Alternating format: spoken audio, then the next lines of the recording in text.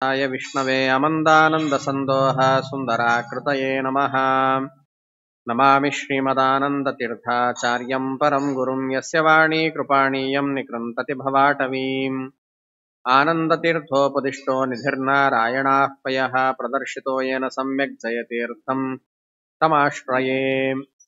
मूकोऽपि यत्प्रसादेन मुकुन्दशयनायते राजराजायते रिक्तो राघवेन्द्रं तमाश्रये।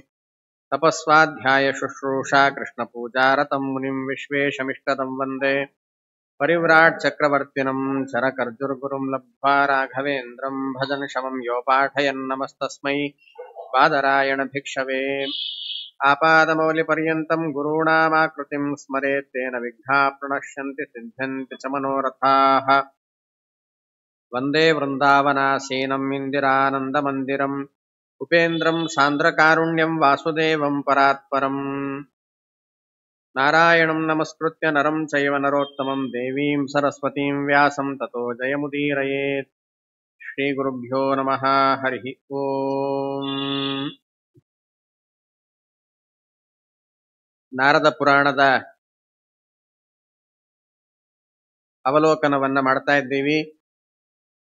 ನಾರದ ಪುರಾಣ ಹೆಸರೇ ತಿಳಿಸುವಂತೆ ನಾರದರಿಗೆ ಸನಕ ಸನಂದನಾದಿಗಳು ಉಪದೇಶ ಮಾಡಿದ ಪುರಾಣ ಅಂತ, ಹಾಗಾಗಿ ನಾರದ ಪುರಾಣ ಅಂತ ಕರೆಸ್ಕೊಂಡಿದೆ.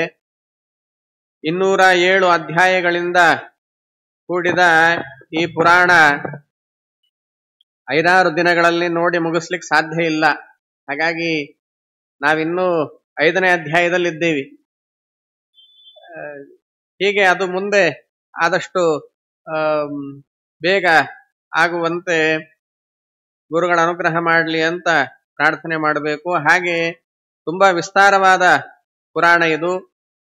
ಈ ಪುರಾಣದಲ್ಲಿ ಈಗಾಗಲೇ ನಾವು ನೋಡಿದಂತೆ ನಾರದ ಮಹರ್ಷಿಗಳಿಗೂ ಸನಕ ಸನಂದನಾದಿಗಳಿಗೂ ಮೇರು ಪರ್ವತದಲ್ಲಿ ಅದರ ಪೂರ್ವ ಭಾಗಕ್ಕೆ ಹರಿಯುವಂತಹ ಸೀತಾ ಎಂಬುವಂತಹ ಗಂಗೆ ಏನಿದ್ದಾಳೆ, ಆ ಗಂಗೆಯ ಸನ್ನಿಧಾನದಲ್ಲಿ ಅವರ ಭೇಟಿಯಾಗಿದೆ. ಎಲ್ಲರೂ ಬ್ರಹ್ಮಲೋಕಕ್ಕೆ ಹೊರಟವರು.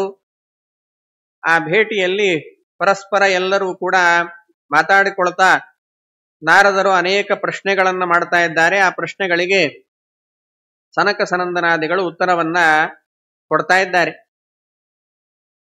ಅದನ್ನು ತಿಳಿಸ್ತಾ ಭಾರತ ಭೂಮಿಯ ಮಹತ್ವವನ್ನ ವರ್ಣನೆ ಮಾಡಿದ್ದಾರೆ.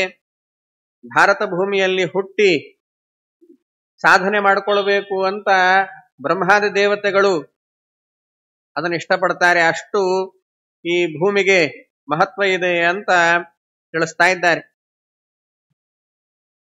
ಅಷ್ಟು ತಿಳಿಸಿ ಮುಂದಿನ ಅಧ್ಯಾಯದಲ್ಲಿ ಸನಕ ಉವಾಚ,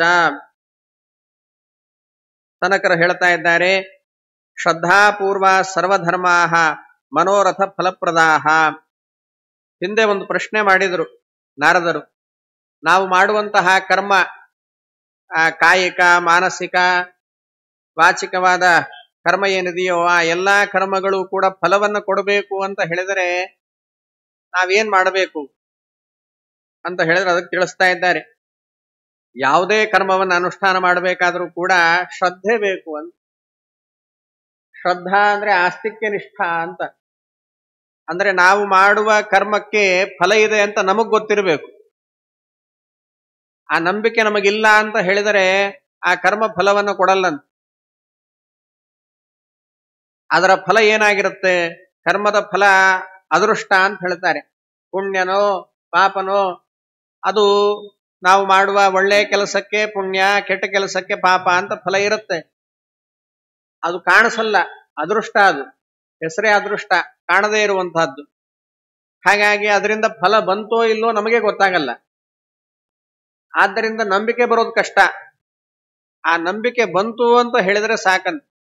ಅಸ್ತಿತ್ವೇವೋಪಲಬ್ಧಸ್ಯ ತತ್ವಭಾವ ಪ್ರಸೀದತಿ ಅಂತ ಹೇಳುತ್ತೆ ಉಪನಿಷತ್ತು. ದೇವರಿದ್ದಾನೆ, ಪರಲೋಕ ಇದೆ, ಪುಣ್ಯ ಪಾಪಗಳಿವೆ ಅಂತ ತಿಳ್ಕೊಂಡ್ರೆ ಅವನ ಅರ್ಧ ಸಾಧನೆ ಮುಗಿತಂತ. ಜೀವನದಲ್ಲಿ ಅವನ ಅರ್ಧ ಸಾಧನೆ ಮಾಡಿಬಿಟ್ಟ ಅಂತ ಅರ್ಥ. ಅಷ್ಟು ಮುಖ್ಯ ಅಂತ ಶ್ರದ್ಧೆ ಅನ್ನೋದು. ನಾವು ಮಾಡುವ ಕರ್ಮಕ್ಕೆ ಫಲ ಇದೆ, ವೇದೋಕ್ತ ಕರ್ಮಕ್ಕೆ ಫಲ ಇದೆ ಅನ್ನೋ ದೃಢವಾದ ನಂಬಿಕೆ ಏನಿದೆಯೋ ಅದು ಬೇಕಂತ. ಆ ಶ್ರದ್ಧೆಯಿಂದಾಗಿ ಕರ್ಮಗಳು ಫಲವನ್ನ ಕೊಡ್ತಾವೆ. ಶ್ರದ್ಧೆಯ ಸಾಧ್ಯತೆ ಸರ್ವಂ, ಶ್ರದ್ಧೆ ಇದ್ದರೆ ಎಲ್ಲವೂ ಸಾಧ್ಯ. ಶ್ರದ್ಧೆಯ ತುಷ್ಯತೆ ಹರಿಹಿ, ಶ್ರದ್ಧೆಯಿಂದ ಪರಮಾತ್ಮ ಸಂತೋಷ ಪಡ್ತಾನಂತ. ಇವನಿಗೆ ನನ್ನ ಮೇಲೆ ನಂಬಿಕೆ ಇದೆ ಅಂತ, ನನ್ನ ಮೇಲೆ ನಂಬಿಕೆ ಇದೆ ಅನ್ನೋದೇ ದೇವರಿಗೆ ಭಾರಿ ಸಂತೋಷವನ್ನ ಉಂಟು ಮಾಡುತ್ತಂತ. ಹೀಗೆ ಶ್ರದ್ಧೆ ಅದೊಂದು ಮುಖ್ಯ. ಇನ್ನೊಂದು ಭಕ್ತಿ ಅಂತ. ಭಕ್ತಿ ಬೇಕು. ಭಕ್ತಿ ಎಂಬುವಂತಹದ್ದು ಅದು ನಾವು ಯಾವುದೇ ಸಾಧನೆ ಮಾಡಲಿಕ್ಕೆ ಅದು ಪ್ರವರ್ತಕ ಅಂತ. ನಾವೇನಾದ್ರೂ ಸಾಧನೆ ಮಾಡಬೇಕು ಅಂತ ಹೇಳಿದರೆ ನಮ್ಮನ್ನು ಮುನ್ನಡೆಸುವಂತಹದ್ದು ಯಾವುದು ಅಂದ್ರೆ ಭಕ್ತಿ ಅಂತ. ಭಕ್ತಿ ಇಲ್ಲ ಅಂದ್ರೆ ನಿಶ್ಚೇಷ್ಟನಾಗ್ಬಿಡ್ತಾನಂತ. ಅವನು ಸತ್ಕರ್ಮದಲ್ಲಿ ತೊಡಗ್ಲಿಕ್ಕೆ ಸಾಧ್ಯ ಇಲ್ಲ. ಯಾವ ರೀತಿಯಾಗಿ ಬೆಳಕಿದ್ದರೆ, ಸೂರ್ಯನ ಬೆಳಕಿದ್ದರೆ ಏನಾದ್ರೂ ಕೆಲಸ ಮಾಡಬೇಕು ಅಂತ ಉತ್ಸಾಹ ಬರುತ್ತೆ.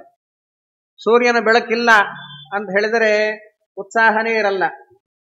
ಹೇಗೋ ಅದರಂತೆ ಭಕ್ತಿ ಇದೆ ಅಂತ ಹೇಳಿದರೆ ಸಾಧನೆಗೆ ಮುನ್ನುಗ್ಗಬೇಕು ಅಂತ ಅನಿಸುತ್ತಂತೆ. ಒಳ್ಳೆ ಕರ್ಮವನ್ನು ಮಾಡಬೇಕು ಅಂತ ಅನಿಸುತ್ತಂತೆ. ಭಕ್ತಿ ಇಲ್ಲ ಅಂದರೆ ಒಳ್ಳೆ ಕರ್ಮದಲ್ಲಿ ಪ್ರವೃತ್ತಿನೇ ಉಂಟಾಗಲ್ಲ. ಹಾಗಾಗಿ ಭಕ್ತಿ ಬೇಕು. ಮತ್ತು ಭಕ್ತಿ ಅನ್ನೋದು ನೀರಿನ ಥರ ಅಂತ. ಮನುಷ್ಯ ಬದುಕಲಿಕ್ಕೆ ಜನ್ಮ ಬಂತು, ಮನುಷ್ಯ ಜನ್ಮ ಬಂತು, ಏನಿರುತ್ತೋ ಬಿಡುತ್ತೋ, ನೀರಿದ್ರೆ ಬದುಕ್ಬಿಡ್ತಾನಂತ. ಅದಕ್ಕೆ ಹೆಸರೇ ಜೀವನ ಅಂತ. ನೀರಿಗೆ ಹೆಸರೇ ಜೀವನ ಅಂತ. ಹಾಗಾಗಿ ನೀರು ಮನುಷ್ಯನ ಇರುವಿಕೆಗೆ ಎಷ್ಟು ಮುಖ್ಯನೋ, ನಾವು ಏನೇನೋ ಸಾಧನೆ ಮಾಡಿ ಸಿದ್ಧಿ ಗಳಿಸ್ಕೊಳ್ತೇವೆ. ಸಿದ್ಧಿ ಗಳಿಸ್ಕೊಂಡ ಮೇಲೆ ಅದು ಉಳಿಬೇಕು ಅಂದ್ರೂ ಕೂಡ ಭಕ್ತಿ ಬೇಕಂತ. ಭಕ್ತಿ ಕಡಿಮೆ ಆಯಿತೋ ನೀವು ಗಳಿಸಿದ ಸಿದ್ಧಿನೂ ಸೋರ್ ಹೋಗತ್ತಂತ, ಅದೆಲ್ಲವೂ ಹೋಗ್ತಾ ಇರತ್ತಂತ. ಹಾಗಾಗಬಾರದು ಅಂದ್ರೂ ಭಕ್ತಿ ಬೇಕು. ಪ್ರವೃತ್ತಿ ಆಗಬೇಕು ಅಂದ್ರೂ ಭಕ್ತಿ ಬೇಕು. ಸಾಧನೆ ಮಾಡಿ ಸಿದ್ಧಿ ಗಳಿಸಿದ ಮೇಲೆ ಉಳಿಬೇಕು ಅಂದ್ರೂ ಭಕ್ತಿ ಬೇಕು. ಮತ್ತು ಅದು ಭೂಮಿ ಥರ ಅಂತ. ಭಕ್ತಿ ಅನ್ನೋದು ಭೂಮಿ ಥರ. ಈ ನೆಲದ ಮೇಲೆ ನಿಂತುಕೊಂಡು ಏನಾದ್ರೂ ಕೆಲಸ ಮಾಡ್ರಿ ಅಂತ ಹೇಳಿದ್ರೆ ಧೈರ್ಯವಾಗಿ ಕೆಲಸ ಮಾಡ್ತೀವಿ. ಎಲ್ಲೋ ಮೇಲ್ಗಡೆ ಹಾರಿಸ್ಬಿಟ್ಟು ಅಲ್ಲಿ ಏನಾದ್ರು ಕೆಲಸ ಮಾಡ್ರಿ ಅಂತ ಹೇಳಿದರೆ ಆಶ್ರಯ ಇಲ್ಲ, ಭೂಮಿ ಇಲ್ಲ. ಭೂಮಿ ಇಲ್ಲ ಅಂತ ಹೇಳಿದರೆ ಏನ್ ಮಾಡ್ಲಿಕ್ಕಾಗತ್ತೆ? ಭೂಮಿ ಸಿಕ್ಕರೆ ಸಾಕು ಅಂತಿರ್ತೇವೆ. ಹೇಗೋ ಅಷ್ಟು ಮುಖ್ಯ ಅಂತೆ ಭಕ್ತಿ ಅನ್ನೋದು. ಭಕ್ತಿಯನ್ನ ಅವಲಂಬಿಸಿ ಕೆಲಸವನ್ನು ಮಾಡ್ತಾ ಇದ್ದಾನೆ ಅಂದ್ರೆ ದೃಢವಾಗಿರ್ತಾನಂತ. ಆದ್ರೆ ಭಕ್ತಿಯ ಅವಲಂಬನೆ ಇಲ್ಲ ಅಂತ ಹೇಳಿದರೆ ಆ ಕರ್ಮದಲ್ಲಿ ದಾರ್ಢ್ಯ ಅನ್ನೋದೇ ಬರೋದಿಲ್ಲ. ಹಾಗಾಗಿ ಭೂಮಿ ಥರ ಅದು ಯಾವುದೇ ಸಾಧನೆಗೆ ಮುಖ್ಯವಾಗಿರತಕ್ಕಂತಹದ್ದು ಅಂತ. ಒಟ್ಟಾರೆ ಅಭಿಪ್ರಾಯ ಭಕ್ತಿ ಹುಟ್ಟಿದಾಗಿನಿಂದ ಸಾಯೋವರೆಗೂ ಇರಬೇಕು ಅಂತ ಅರ್ಥ. ನಾನು ಸ್ವಲ್ಪ ಹೊತ್ತು ಭಕ್ತಿ ಮಾಡಿ ಬಿಟ್ಟು ಬಿಡ್ತೇನೆ, ಪರವಾಗಿಲ್ವಾ? ಆಗಲ್ಲ. ಹಾಗೆ ಭಕ್ತಿಯನ್ನು ಬಿಟ್ಟು ಬಿಟ್ರೆ ಆಗಲ್ಲ. ಭಕ್ತಿ ಅನ್ನೋದು ಬೆಳಿತಾನೆ ಇರಬೇಕು. ನಿರಂತರವಾಗಿ ಭಕ್ತಿ ಬೆಳಿತಾ ಇದ್ದರೇನೆ ಎಲ್ಲ ಕರ್ಮಗಳು ಫಲ ಕೊಡೋದು. ಶ್ರದ್ಧೆ ಬೆಳಿಬೇಕು, ಭಕ್ತಿ ಅನ್ನೋದು ಬೆಳಿಬೇಕು. ಈ ಶ್ರದ್ಧಾ ಭಕ್ತಿ ಎಂಬುವಂತಹದ್ದೇನಿದೆಯೋ ಅದು ತುಂಬಾ ಮುಖ್ಯವಾಗಿರತಕ್ಕಂತಹದ್ದು. ಕರ್ಮಗಳು ಫಲ ಕೊಡಬೇಕು ಅಂತ ಹೇಳಿದರೆ ಈ ಇಡೀ ಸಂಸಾರ ಅನ್ನೋದೇನಿದೆಯೋ, ಈ ಸಂಸಾರ ಅನ್ನೋದು ಅಸಾರ ಅಂತ. ಹೆಸರು ಮಾತ್ರ ಸಂಸಾರ, ಆದರೆ ಇದು ಅಸಾರ ಅಂತ. ಇದರಲ್ಲೇನು ಸಾರವೇ ಇಲ್ಲ ಅಂತ. ಆದರೆ ಈ ಸಂಸಾರಕ್ಕೆ ಆ ಹೆಸರು ಬರ್ಲಿಕ್ಕೆ ಏನ್ ಕಾರಣ ಅಂದ್ರೆ ಇದರಲ್ಲಿ ಸಂಸಾರ ಇದೆ ಅಂತ. ಸಮ್ ಅಂದ್ರೆ ಇಂಗ್ಲಿಷ್ ಸಮ್, ಇಂಗ್ಲಿಷ್ನ ಸಮ್ ಇಟ್ಕೊಳ್ಬೇಕು. ಸ್ವಲ್ಪ ಸಾರ ಇದೆ ಅಂತ. ಅದು ಯಾವುದು ಸ್ವಲ್ಪ ಸಾರ ಅಂತ ಹೇಳಿದರೆ ಅದನ್ನು ಹೇಳ್ತಾ ಇದ್ದಾರೆ. ಅಸಾರಭೂತೆ ಸಂಸಾರೇ ಸಾರಮೇತ ದಜಾತ್ಮಜ ಭಗವದ್ ಭಕ್ತ ಸಂಗಶ್ಚ. ಯಾವುದು ಸಾರ ಅಂದ್ರೆ ಮೂರನ್ನ ಹೇಳ್ತಾರೆ. ಒಂದು ಪರಮಾತ್ಮನ ಭಕ್ತರ ಸಂಘ. ಪರಮಾತ್ಮನ ಭಕ್ತರ ಸಂಘ ಸಿಗುತ್ತಲ್ಲ, ನಾವು ಸಂಸಾರಕ್ಕೆ ಬಂದೇ ಇರಲಿಲ್ಲ ಅಂತ ಹೇಳಿದರೆ ನಮ್ಮಷ್ಟಕ್ಕೆ ನಾವು ಕೋಮಾ ಪೇಷಂಟ್ ತರ ಜೀವನ ನಮ್ಮಷ್ಟಕ್ಕೆ ನಾವು ಇದ್ಬಿಟ್ಟಿದ್ವಿ ಅಂತ ಹೇಳಿದರೆ ಅವಾಗ ಯಾರ ಸಂಘ ಸಿಗ್ತಾ ಇತ್ತು? ಸಂಸಾರಕ್ಕೆ ಬಂದಿದ್ರಿಂದ ಏನಾಯಿತು? ಸಜ್ಜನರ ಸಂಘ ಆಯಿತು. ಈ ಭಗವದ್ ಭಕ್ತ ಸಂಘ ಏನಿದೆಯೋ ಈ ಸಂಘ ಅನ್ನೋದು ಸಾರ ಅಂತ. ಹರಿಭಕ್ತಿ ಮತ್ತು ಇಲ್ಲಿ ಹರಿಭಕ್ತಿ ಬೆಳೆಯುತ್ತೆ, ಜ್ಞಾನ ಅನ್ನೋದು ಬೆಳೆಯುತ್ತೆ. ಸಂಸಾರಕ್ಕೆ ಬಂದಿರಲಿಲ್ಲ ಅಂದ್ರೆ ನಾನು ಅನ್ನೋ ಜ್ಞಾನ ಮಾತ್ರ ಇರ್ತಾ ಇತ್ತು. ನಾನು ಎಂಬೋ ಜ್ಞಾನ ಇದೆ, ಉಸಿರಾಟ ಇದೆ, ಬಿಟ್ರಿನ್ನೇನಿಲ್ಲ. ಪರಮಾತ್ಮನಲ್ಲಿ ಭಕ್ತಿ ಬೆಳಿಲಿಕ್ಕೆ ಅವಕಾಶ ಇಲ್ಲ. ಇಲ್ಲಿಗೆ ಬಂದಾಗ ಭಕ್ತಿ ಬೆಳೆಯುತ್ತಂತೆ. ಭಕ್ತರ ಸಂಘ, ಪರಮಾತ್ಮನಲ್ಲಿ ಭಕ್ತಿ, ತಿತಿಕ್ಷುತ. ಹಾಗೆಯೇ ಸಂಸಾರ ಅನ್ನೋದು ಸಹನೆಯನ್ನ ಕಲಿಸುತ್ತಂತೆ. ಸಂಸಾರಕ್ಕೆ ಬಂದಾಗ ಇಲ್ಲಿ ಸುಖ ದುಃಖ, ಜಯ ಅಪಜಯ, ಲಾಭ ನಷ್ಟ ಎಲ್ಲವನ್ನು ಗಮನಿಸ್ತಾನಂತೆ, ಇದೆಲ್ಲವನ್ನು ಅನುಭವಿಸ್ತಾನಂತೆ. ಅನುಭವಿಸಿದಕ್ಕೆಲ್ಲ ತಲೆ ಕೆಡಿಸ್ಕೊಂಡ್ರೆ ಪ್ರಯೋಜನ ಇಲ್ಲ ಅಂತ ನಿರ್ಧಾರಕ್ಕೆ ಬಂದು ಕೊನೆಗೆ ಇದೆಲ್ಲವನ್ನು ಕೂಡ ತಾಮ್ ಸ್ಥಿತಿಕ್ಷಸ್ವ ಭಾರತ, ಎಲ್ಲವನ್ನು ಸಹಿಸಿಕೋ ಅಂತ ಕೃಷ್ಣ ಏನು ಹೇಳಿದ್ದಾನೋ ಅದು ಮನದಟ್ಟಾಗಲಿಕ್ಕೆ ಆರಂಭ ಆಗತ್ತಂತೆ. ಸುಖ ದುಃಖ ಮೊದಲಾದವುಗಳನ್ನೆಲ್ಲ ಸಹಿಸಿಕೊಳ್ಬೇಕು. ಏನೋ ಸುಖ ದುಃಖ ಇದೆಲ್ಲ ತಡ್ಕೊಳ್ಳಿಕ್ಕಾಗ್ಲಿಲ್ಲ ಅಂತ ರೇಗಾಡಿಬಿಟ್ವೆ, ಕೋಪ ಮಾಡ್ಕೊಂಡು ಏನಾದ್ರೂ ಜಗಳಾಡಿಬಿಟ್ವೆ ಅಂತ ಹೇಳಿದರೆ ಅದರ ಪರಿಣಾಮ ನಾವೇ ಅನುಭವಿಸ್ಬೇಕು. ಆಮೇಲೆ ಮನೆಯಲ್ಲಂತೂ ಜಗಳ ಆಗ್ಬಿಡ್ತು ಅಂತ ಹೇಳಿದ್ರೆ ಮುಗದೇ ಹೋಯ್ತು, ಇಡೀ ದಿವಸ ವೇಸ್ಟ್ ಆಗಿ ಹೋಗುತ್ತೆ. ಹಾಗಾಗಿ ತಿತಿಕ್ಷಸ್ವ, ಈ ಎಲ್ಲಾ ಕಷ್ಟಗಳು ಆಗ್ತಾ ಇರ್ತಾವೆ, ಈ ಎಲ್ಲಾ ಕಷ್ಟಗಳನ್ನ ಸಹಿಸ್ಕೊಳ್ಬೇಕು. ಸಹನೆ ಅನ್ನೋದೇನಿದೆಯೋ ಅದೇ ಜೀವನದ ಸಾರ. ಗೀತೆಯಲ್ಲಿ ಕೃಷ್ಣ ಇದನ್ನು ಹೇಳ್ತಾನೆ, ಶಕ್ನೋತಿ ಹೈವ ಯಸ್ಸೋಢುಂ ಪ್ರಾಕ್ ಶರೀರ ವಿಮೋಕ್ಷಣಾತ್ ಕಾಮ ಕ್ರೋಧೋದ್ಭವಂ ವೇಗಂ. ಈ ಕಾಮ ಕ್ರೋಧ ಇವುಗಳಿಂದ ಉದ್ವೇಗ ಬರುತ್ತಂತೆ. ಈ ಉದ್ವೇಗ ಅನ್ನೋದೇನಿದೆಯೋ ಅದನ್ನ ಇಲ್ಲೇ ನಿಯಂತ್ರಣ ಮಾಡ್ಕೊಳ್ಳಿಕ್ಕೆ ಅಭ್ಯಾಸ ಮಾಡ್ಬೇಕಂತೆ. ಎಲ್ಲೇ ಅಂದ್ರೆ ಎಲ್ಲಿ? ಮನುಷ್ಯ ಜನ್ಮದಲ್ಲಿ ಅಂತ ಅರ್ಥ. ಮನುಷ್ಯ ಜನ್ಮದಲ್ಲಿಯೇ ಅವುಗಳನ್ನ ನಿಯಂತ್ರಣ ಮಾಡ್ಕೊಳ್ಳಿಕ್ಕೆ ಅಭ್ಯಾಸ ಮಾಡ್ಬೇಕಂತ. ಬೇರೆ ಕಡೆ ಅವಕಾಶ ಇಲ್ಲ. ಬೇರೆ ಕಡೆ ನಮಗೆ ಶಾಸ್ತ್ರಜ್ಞಾನ ಎಲ್ಲ ಬರಲ್ಲ. ಶಾಸ್ತ್ರಜ್ಞಾನ ಎಲ್ಲ ಸಿಗೋದಿಲ್ಲೇ ಮನುಷ್ಯ ಜನ್ಮದಲ್ಲೇ. ಹಾಗಾಗಿ ಮುಂದೆ ಯಾವ ಜನ್ಮ ಸಿಗುತ್ತೋ ಪಶು ಪಕ್ಷಿಗಳಾಗಿ ಹುಟ್ಟಿದಾಗ ಅವಾಗ ಈ ಕಾಮಕ್ರೋಧಾದಿಗಳನ್ನು ನಿಯಂತ್ರಣ ಮಾಡ್ಕೊಳ್ತೇನೆ ಅಂತ ಹೋದ್ರೆ ಆಗಲ್ಲ. ಅಲ್ಲಿ ಯಾವ ಅವಕಾಶನೂ ಇಲ್ಲ. ಅದೆಲ್ಲ ನಿಯಂತ್ರಣ ಆಗ್ಬೇಕಾದ್ದು ಇದೇ ಜನ್ಮದಲ್ಲಿ, ಮನುಷ್ಯ ಜನ್ಮದಲ್ಲೇ ಆಗ್ಬೇಕಂತ. ಹಾಗಾಗಿ ಈ ಅಸಾರವಾದ ಸಂಸಾರದಲ್ಲಿ ಸಹನೆ ಅನ್ನೋದೇನಿದೆಯೋ ಎಲ್ಲವನ್ನು ಸಹಿಸಿಕೊಳ್ತೇನೆ, ಸಹಿಸಿಕೊಂಡು ಧರ್ಮವನ್ನ ಆಚರಿಸ್ತೇನೆ.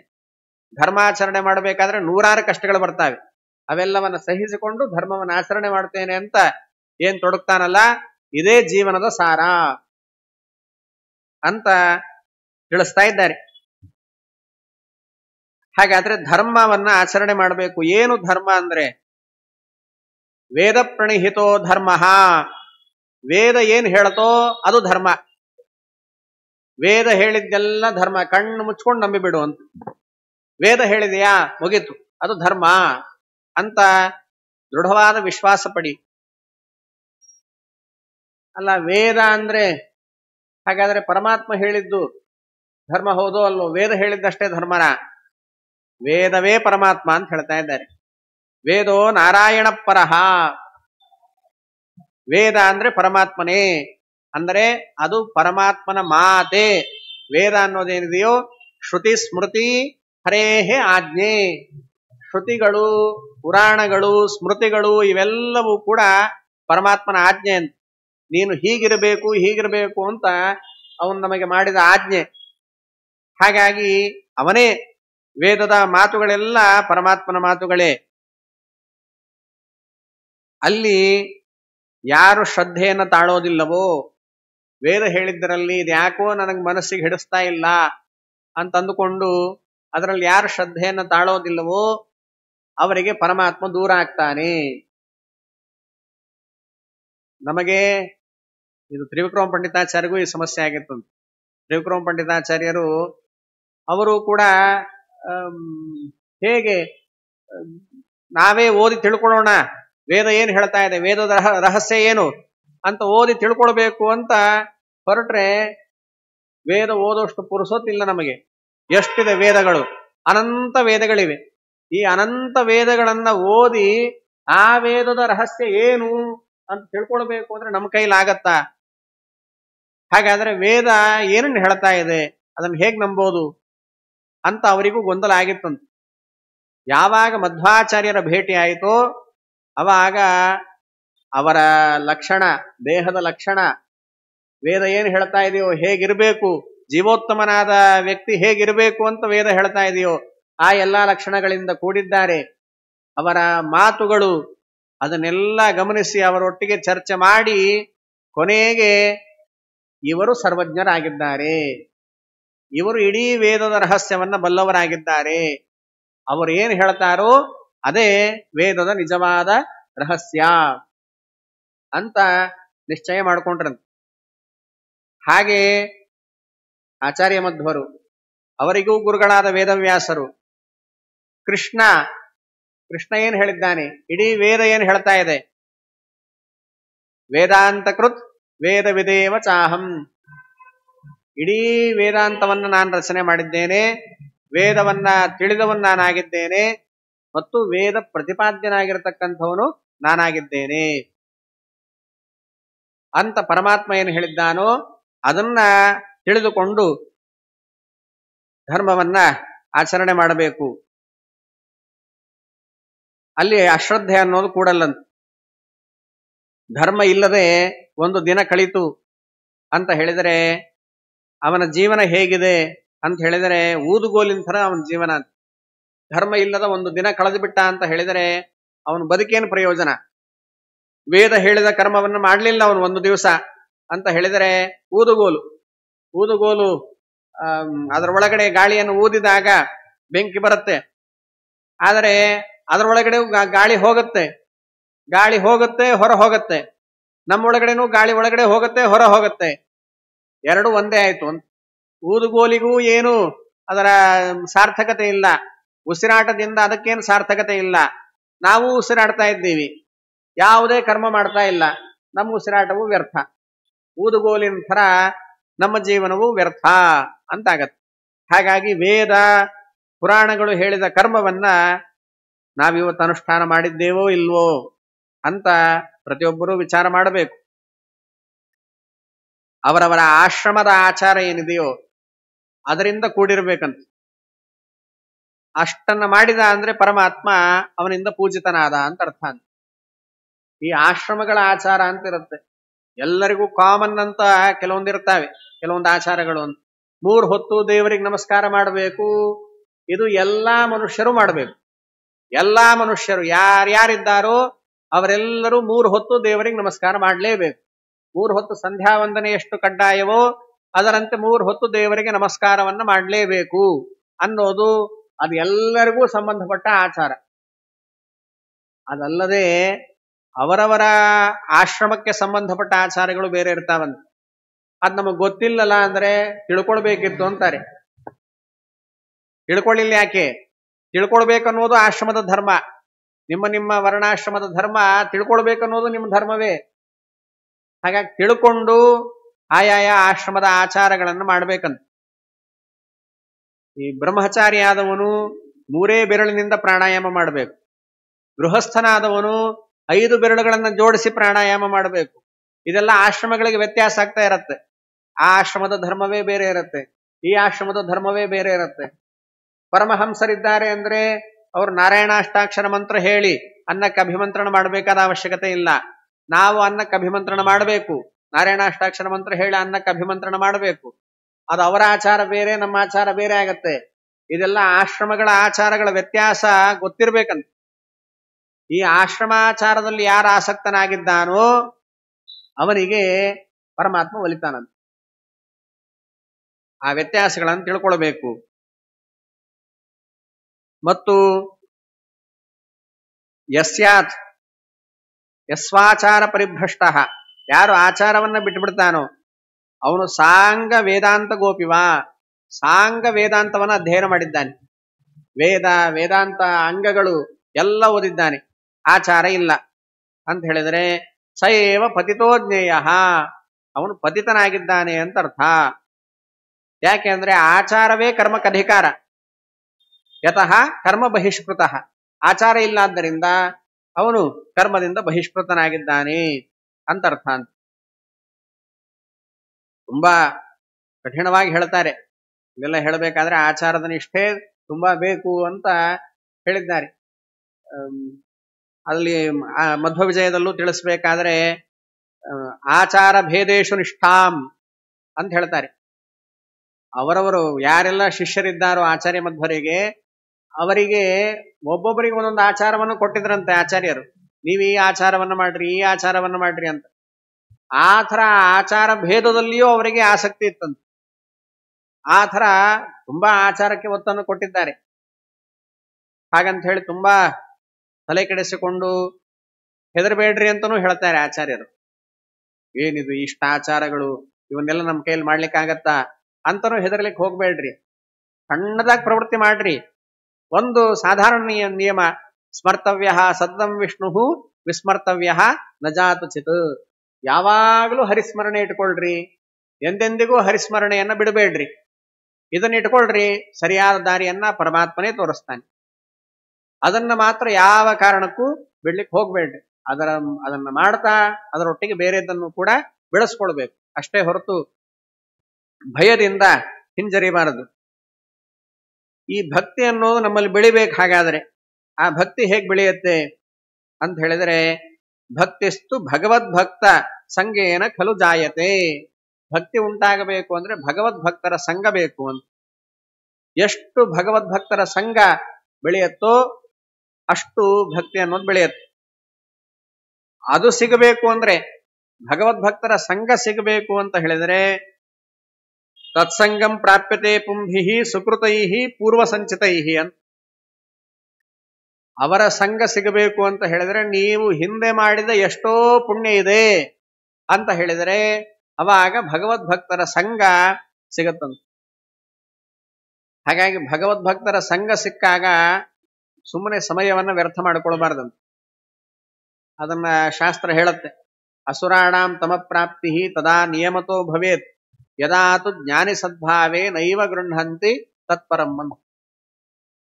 ಅಸುರರಿಗೆ ಅವರ ತಮಸ್ಸು ನಿಶ್ಚಿತ ಅಂತ ಆಗುವುದು ಯಾವಾಗ ಅಂತ ಹೇಳಿದರೆ, ಜ್ಞಾನಿಗಳು ಇರ್ತಾರೆ, ಜ್ಞಾನಿಗಳು ಸಿಕ್ಕಾಗಲೂ ಕೂಡ ಅವ್ರ ಹತ್ರ ನಾನೇನ್ ಕೇಳೋದು ಅಂತ ಅಂದುಕೊಂಡು ಅಥವಾ ಅಶ್ರದ್ಧೆಯಿಂದ ಅದನ್ನ ಬಿಟ್ಟು ಬಿಡ್ತಾನಲ್ಲ, ಆ ಸಂಘವನ್ನ, ಭಗವದ್ಭಕ್ತ ಸಂಘವನ್ನ ಸಾರ್ಥಕ ಪಡಿಸ್ಕೊಳ್ಳೋದಿಲ್ಲ. ಅಂಥವನಿಗೆ ತಮಸ್ಸು ಹತ್ತಿರ ಬರ್ತಾ ಇದೆ ಅಂತ ಅರ್ಥ. ಹಾಗೆ ಅದು ಎಷ್ಟೋ ಪುಣ್ಯ ಇದ್ದಾಗ ಮಾತ್ರ ಸಿಕ್ಕಿರತ್ತಂತ. ಆದ್ದರಿಂದ ಭಗವದ್ಭಕ್ತ ಸಂಘವನ್ನ ಯಾವತ್ತಿಗೂ ಬಿಡಬಾರದು.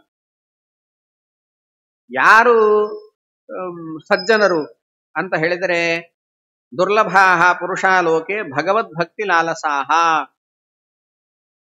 ಪರಮಾತ್ಮನ ಭಕ್ತಿಯಲ್ಲೇ ಆಸೆಯನ್ನ ಬೆಳೆಸ್ಕೊಂಡವರಿದ್ದಾರಲ್ಲ ಅವರೇ ಸಜ್ಜನರು ಅಂತ. ಏನೇ ಆಗಲಿ ಪರಮಾತ್ಮನಲ್ಲಿ ಭಕ್ತಿ ಬೆಳಿಬೇಕು ಅನ್ನೋದಕ್ಕಾಗಿಯೇ ಕೆಲಸವನ್ನು ಮಾಡ್ತಾ ಇರ್ತಾರೆ. ನೀವು ಕೋಟಿ ಕೊಡ್ತೀರಂತ ಹೇಳಿದ್ರು ನಮಗ್ ಬೇಡ, ಅಲ್ಲಿ ಪರಮಾತ್ಮನ ಭಜನೆ ಇಲ್ಲ. ಎಲ್ಲಿ ಪರಮಾತ್ಮನ ನಿಂದೆ ಇದೆಯೋ ಅಲ್ಲಿಗೆ ನಾವು ಬರೋದಿಲ್ಲ. ಪರಮಾತ್ಮನಲ್ಲಿ ಭಕ್ತಿ ಎಲ್ಲಿ ಬೆಳೆಯುತ್ತೋ ಅಲ್ಲಿಗೆ ಮಾತ್ರ ನಾವು ಹೋಗ್ತೇವೆ ಅಂತ ಈ ತರ ಪರಮಾತ್ಮನ ಭಕ್ತಿಯನ್ನ ಬೆಳೆಸ್ಕೊಳ್ಬೇಕು ಅನ್ನೋದಕ್ಕಾಗಿಯೇ ಯಾರು ಜೀವನವನ್ನು ನಡೆಸ್ತಾ ಇರ್ತಾರೋ ಅವರೇ ಸಜ್ಜನರು ಅಂತ. ಅವರ ಸಂಪರ್ಕ ಬೆಳೆದಾಗ ನಮ್ಮಲ್ಲಿಯೂ ಕೂಡ ಭಕ್ತಿ ಅನ್ನೋದು ಬೆಳೀತಾ ಹೋಗುತ್ತಂತೆ. ಇಷ್ಟು ಭಕ್ತಿ, ಶ್ರದ್ಧೆ, ಇವುಗಳ ಮಹತ್ವ, ಭಕ್ತಿ ಇದೆಲ್ಲ ಹೇಗುಂಟಾಗತ್ತೆ ಅನ್ನೋದನ್ನ ತಿಳಿಸಿದಾಗ ನಾರದರು ಕೇಳ್ತಾ ಇದ್ದಾರೆ, ಕಿಂ ಲಕ್ಷಣ ಭಾಗವತಾಸ್ತೆ. ಅವರಿಗೆಲ್ಲ ಒಂದು ಲಕ್ಷಣ ಇರಬೇಕಲ್ಲ, ಎಷ್ಟು ಪರಮಾತ್ಮನ ಅನುಗ್ರಹವನ್ನ ಅವರು ಪಡೆದಿರ್ತಾರೆ ಅದನ್ನೆಲ್ಲ ತಿಳಿಸ್ಬೇಕು. ಅಂತಹ ಸಜ್ಜನರ ಬಗ್ಗೆ ನಮಗೆ ಹೇಳಬೇಕು ಅಂತ ನಾರದರು ಹೇಳಿದರಂತೆ. ಹೇಳಿದಾಗ ನಾರದರು ಉಪದೇಶ ಮಾಡ್ತಾ ಇದ್ದಾರೆ. ಗುಹ್ಯಂ ಮಾರ್ಕಂಡೇಯಸ್ಯ ಧೀಮತಃ ಯಮುವಾಚ ಜಗನ್ನಾಥ. ಪರಮಾತ್ಮ ಮಾರ್ಕಂಡೇಯರಿಗೆ ಉಪದೇಶ ಮಾಡಿದ್ದನ್ನ ನಿನಗೆ ಹೇಳ್ತೇನೆ ಅಂತ ತಿಳಿಸ್ತಾ ಇದ್ದಾರೆ. ಎಂತಹ ಪರಮಾತ್ಮ ಮಾರ್ಕಂಡೇಯರಿಗೆ ಉಪದೇಶ ಮಾಡಿದ ಅಂದ್ರೆ, ಯೋಗ ನಿದ್ರಾ ವಿಮೋಚಿತ. ಯೋಗ ನಿದ್ರೆಯಿಂದ ಎದ್ದ ಪರಮಾತ್ಮ ಮಾರ್ಕಂಡೇಯರಿಗೆ ಉಪದೇಶ ಮಾಡಿದ ಅಂತ. ಯಾವಾಗ ಯೋಗ ನಿದ್ರೆ ಮಾಡಿದ್ದ ಪರಮಾತ್ಮ? ಅಂತ ಹೇಳಿದರೆ ಇಡೀ ಜಗತ್ತನ್ನ ತನ್ನ ಹೊಟ್ಟೆ ಒಳಗಡೆ ಇಟ್ಕೊಂಡ ಅಂತ, ಪ್ರಳಯ ಮಾಡಿದ ಅಂತ ಅರ್ಥ. ಇಡೀ ಜಗತ್ತನ್ನ ಬ್ರಹ್ಮಾಂಡವನ್ನ ತನ್ನ ಹೊಟ್ಟೆ ಒಳಗಡೆ ಇಟ್ಕೊಂಡ. ಆದರೆ ಸೂಕ್ಷ್ಮವಾಗಿದ್ದಾನಂತ. ಇಡೀ ಬ್ರಹ್ಮಾಂಡವನ್ನು ಹೊಟ್ಟೆ ಒಳಗಡೆ ಇಟ್ಕೊಂಡಿದ್ದಾನೆ. ಆಲದೆಲೆ ಮೇಲೆ ಮಲಗಿದ್ದಾನೆ. ಮೇಲ್ಗಡೆ ಹೇಗೆ ಮಲಗಿದ್ದಾನೆ? ಮಗುವಿನ ರೂಪದಲ್ಲಿ ಮಲಗಿದ್ದಾನಂತ. ಹೊಟ್ಟೆಯಲ್ಲೇನಿದೆ ಬ್ರಹ್ಮಾಂಡ ಇದೆ ಅಂತ, ಏನು ವ್ಯತ್ಯಾಸವೇ ಆಗಿಲ್ಲ ಅಂತ. ಸಣ್ಣ ಮಗುವಾಗಿ ಮಲಗಿದ್ದಾನೆ, ಬ್ರಹ್ಮಾಂಡ ಹೊಟ್ಟೆಯಲ್ಲಿದೆ. ಆಚಾರ್ಯರು ಅದನ್ನೇ ಹೇಳ್ತಾರೆ, ಉದರಂ ಚಿಂತ್ಯಮೀಶಸ್ಯ ತನುತ್ವೇಪ್ಯಖಿಲಂಭರಂ. ಪರಮಾತ್ಮನ ಹೊಟ್ಟೆಯನ್ನ ಯೋಚನೆ ಮಾಡ್ರಿ, ಹೇಗಿದೆ ಆ ಹೊಟ್ಟೆ ಅಂತ ಹೇಳಿದರೆ ತುಂಬಾ ಸಣ್ಣ ಹೊಟ್ಟೆ, ಆದರೆ ಎಲ್ಲವನ್ನು ಒಳಗಡೆ ತುಂಬಿಕೊಂಡ ಹೊಟ್ಟೆ ಅಂತ. ಅಂತಹ ಸುಂದರವಾದ ಪರಮಾತ್ಮನ ಹೊಟ್ಟೆಯನ್ನು ಚಿಂತನೆ ಮಾಡ್ರಿ ಅಂತ ಹೇಳ್ತಾರೆ. ಹಾಗೆ ಪರಮಾತ್ಮ ಮಗುವಿನ ರೂಪದಲ್ಲಿ ಮಲಗಿದ್ದಾನಂತೆ. ಇಡೀ ಜಗತ್ತನ್ನ ಹೊಟ್ಟೆಯಲ್ಲಿ ಇಟ್ಟುಕೊಂಡು ಮಗುವಿನ ರೂಪದಲ್ಲಿ ಮಲಗಿದ್ದಾನೆ. ಯೋಗ ನಿದ್ರೆಯನ್ನು ಮಾಡ್ತಾ ಇದ್ದಾನೆ. ಅಂದ್ರೆ ಕಣ್ಣು ರೆಪ್ಪೆಯನ್ನ ಮುಚ್ಚಿರ್ತಾನಷ್ಟೇ, ನಮ್ ಥರ ನಿದ್ರೆ ಅಲ್ಲ. ಅವನ ಯೋಗ ನಿದ್ರೆ ಅಂತ ಹೇಳಿದ್ರೆ ಕಣ್ಣನ್ನ ರೆಪ್ಪೆಯನ್ನ ಮುಚ್ಚೋದಷ್ಟೇ, ಅದೇ ಯೋಗ ನಿದ್ರೆ. ಆ ಯೋಗ ನಿದ್ರೆಯನ್ನ ಮಾಡಿದ್ದಾನೆ. ಅಂತಹ ಪರಮಾತ್ಮ ಏನಿದ್ದಾನೆ ಎಲ್ಲ ಶಕ್ತಿಯಿಂದ ಕೂಡಿದವನಾಗಿ ಇದ್ದಾನೆ. ಆ ಪರಮಾತ್ಮನ ಲೀಲೆಯನ್ನು ನೋಡ್ತಾ ಮಾರ್ಕಂಡೇಯರಲ್ಲಿದ್ದಾರಂತೆ. ಇಷ್ಟು ಹೇಳಿದಾಗ ಋಷಿಗಳಿಗೆಲ್ಲ ಆಶ್ಚರ್ಯ ಆಯಿತು. ಅಲ್ಲ, ಇದು ಹೇಗ್ ಸಾಧ್ಯ? ಇಡೀ ಜಗತ್ತನ್ನೇ ಹೊಟ್ಟೆಯಲ್ಲಿ ಇಟ್ಟುಕೊಂಡಿದ್ದಾನೆ. ಮಾರ್ಕಂಡೇಯರು ಮಾತ್ರ ಹೊರಗಡೆ ಇದ್ದುಕೊಂಡು ಆ ಪರಮಾತ್ಮ ಮಾಡ್ತಾ ಇರುವ ಲೀಲೆಯನ್ನ ನೋಡ್ತಾ ಇದ್ದಾರೆ. ಇದು ಹೇಗ್ ಸಾಧ್ಯ ಆಯಿತು ಅಂತ ಪ್ರಶ್ನೆ ಮಾಡ್ತಾ ಇದ್ದಾರೆ. ಹಾಗೆ ಪ್ರಶ್ನೆ ಮಾಡಿದಾಗ ಅದಕ್ಕೆ ಹೇಳ್ತಾ ಇದ್ದಾರೆ,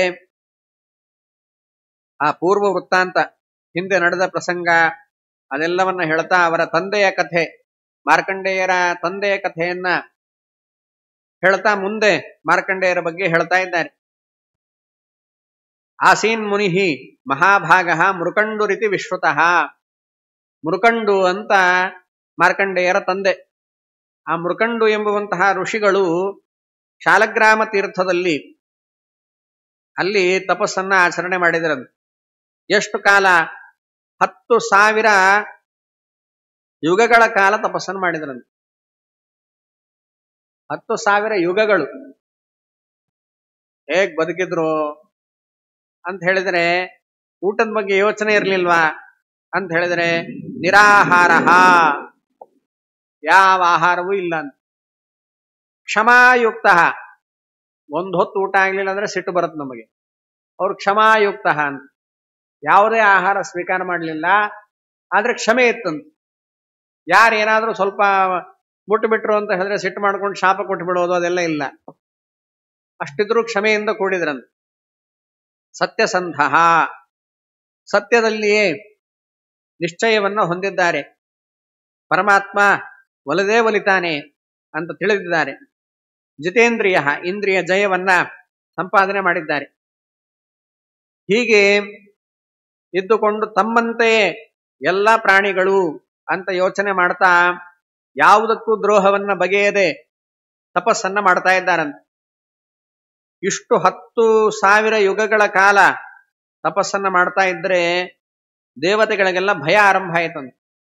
ದೇವತೆಗಳು ಅಂದ್ಕೊಂಡ್ರಂತೆ, ಇದೇನಿಷ್ಟು ತಪಸ್ಸನ್ನ ಮಾಡಿಬಿಟ್ರಿ ಇವರು ಅಂತ ಹೇಳಿದ್ರೆ ನಮ್ಮ ಪದವಿನೇ ಕಸ್ಕೊಳ್ತಾರೋ ಏನೋ ಅಂತ. ಇಂದ್ರಾದಿ ಪದವಿಯನ್ನೇ ಕಸ್ಕೊಂಡ್ ಬಿಡಬಹುದು, ಕೇಳಿದ್ರೆ ಅದನ್ನು ಕೊಡ್ಬೇಕಾಗಿ ಬರುತ್ತೆ.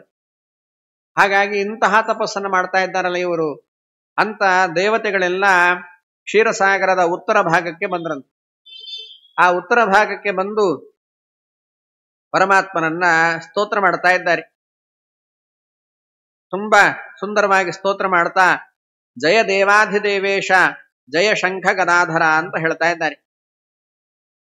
ದೇವಾಧಿದೇವನಾದ ಪರಮಾತ್ಮ, ನೀನು ಜಯಶೀಲನಾಗು. ಜಯಶೀಲ ಅಂದ್ರೆ ಗೆಲ್ಲಬೇಕು ಅಂತ ಅರ್ಥ ಅಲ್ಲ. ಜಯ ಅಂತ ಹೇಳಿದರೆ ನಿನ್ನ ಉತ್ಕರ್ಷ, ನಿನ್ನ ಶ್ರೇಷ್ಠತೆ ಅದೇನಿದೆಯೋ ಸರ್ವೋತ್ತಮತ್ವ, ಅದು ನಮಗೆ ಅರ್ಥ ಆಗುವಂತೆ ಮಾಡು ಅಂತ ಅರ್ಥ. ಜಯ ತಸ್ಯ ಪ್ರಕಾಶನಂ, ಪರಮಾತ್ಮ ತನ್ನನ್ನು ತಾನು ನಮಗ್ ತೋರಿಸ್ಬೇಕು. ಅದನ್ನ ಮಾಡ್ಲಿ ಅಂತಾನೆ ಪ್ರಾರ್ಥನೆ. ಜಯವಾಗಲಿ ಅಂತ ಹೇಳಿದ್ರೆ ಅವನಿಗೆ ಜಯ ಯಾವಾಗಲೂ ಇದ್ದಿದ್ದೆ. ಜಯ ಶ್ರೀರಾಮ್ ಅಂತ ಹೇಳಿದ್ರೆ ಶ್ರೀರಾಮನಿಗೆ ಜಯ ಆಗಲಿ ಅಂತ ನಾವು ಆಶೀರ್ವಾದ ಮಾಡೋದಲ್ಲ. ಶ್ರೀರಾಮ ಯಾವತ್ತೂ ಜಯಶೀಲನೇ.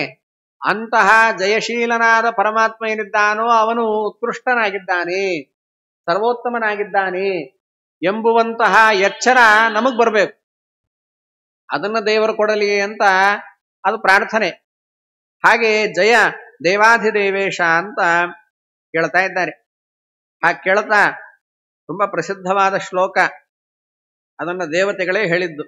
ನಮೋ ಬ್ರಹ್ಮಣ್ಯ ದೇವಾಯ ಗೋಬ್ರಾಹ್ಮಣ ಹಿತಾಯ ಚ ಜಗದ್ಧಿತಾಯ ಕೃಷ್ಣಾಯ ಗೋವಿಂದಾಯ ನಮೋ ನಮಃ ಅಂತ ದೇವತೆಗಳೇ ಪರಮಾತ್ಮನ ಸ್ತೋತ್ರವನ್ನ ಮಾಡ್ತಾ ಇದ್ದಾರಂತೆ. ಪರಮಾತ್ಮ ನೀನೆಂಥವನಾಗಿದ್ದೀಯಾ ಅಂತ ಹೇಳಿದರೆ ಬ್ರಹ್ಮಣ್ಯ ದೇವಾಯ ನಮಃ. ಬ್ರಹ್ಮಣ್ಯ ಅಂದ್ರೆ ಬ್ರಹ್ಮಣಿ ಸಾಧು ಬ್ರಹ್ಮಣ್ಯ.